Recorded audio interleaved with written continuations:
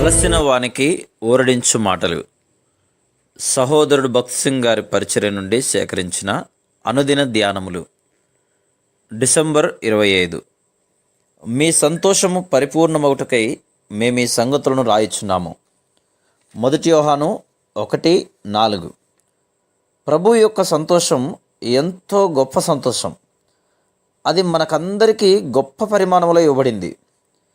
అయితే ఆ దూత, భయపడకుడి, ఇదిగో ప్రజలందరికీ కలగబోవు మహా సంతోషకరమైన సువర్తమానము నేను మీకు తెలియజేయుచున్నాను. దావీదు పట్టణమందు నేడు రక్షకుడు మీ కొరకు పుట్టి ఉన్నాడు. ఈయన ప్రభువైన క్రీస్తు. లూకా సువార్త 2:10-11. ఈ సందేశము యేసుక్రీస్తు ప్రభువు జన్మించిన సమయంలో లోకమునకు దూతల ద్వారా తీసుకొని రాబడింది.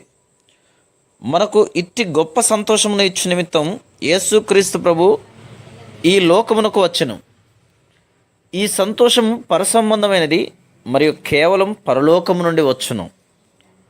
రెండవదిగా, ఈ సంతోషము దైవ సంబంధమైన అధికారముతో మానవాళికంతటికీ పరలోకము నుండి పంపబడింది. ఈ సంతోషము సమస్త జనములకు చెందినది. ఇది ఏదో ఒక జాతి ప్రజలకు చెందింది కాదు. దేవుడు బైబిల్లో చెప్పుచున్నది నిశ్చయముగా సత్యం.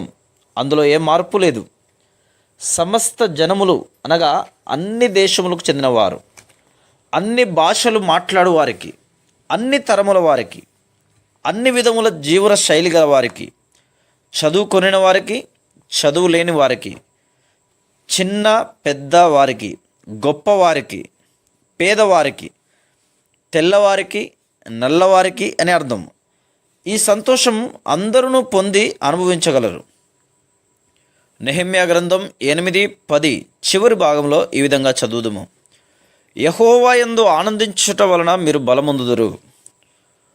ఒక పాపి తన పాపములు ప్రభువైన యేసుక్రీస్తు యొక్క ప్రశస్తమైన రక్తములో కడగబడి పాప క్షమాపణ పొంది ప్రత్యేకమైన పరసంబంధమైన సంతోషమునకు పాత్రుడగును. ఒకరు ప్రభు మహిమార్థమై జీవించిన ఎడల ఆ సంతోషము అధికమగును. ఒకసారి మనం ఈ సంతోషమును పొందిన ఎడల దినదినము మరి ఎక్కువగా దీనిని అనుభవించదాం. లేఖన భాగంలో ఈ రీతిగా రాయబడింది: ఇది వరకు తమ కొరకు ఏమియు సిద్ధము చేసుకొనని వారికి వంతులు పంపించుడి. మరొక విధంగా చెప్పవలనైనా, పరసంబంధమైన సంతోషమును అనుభవించి రక్షించబడిన వ్యక్తి తన అనుభవములను ఈ సంతోషమును పొందకుండా బాధలో ఉన్న వారికి అందించును. అనగా పరసంబంధమైన సంతోషమును పొందినవారు బాధలో దుఃఖములో ఉండి సంతోషం లేని వారితో ఈ సంతోషమును పంచుకొనగలరు. యెహోవా యందలి ఈ ఆనందము ప్రతి పాపము, ప్రతి శోధనపై మనకు జయమునిచ్చును. Praise the lord.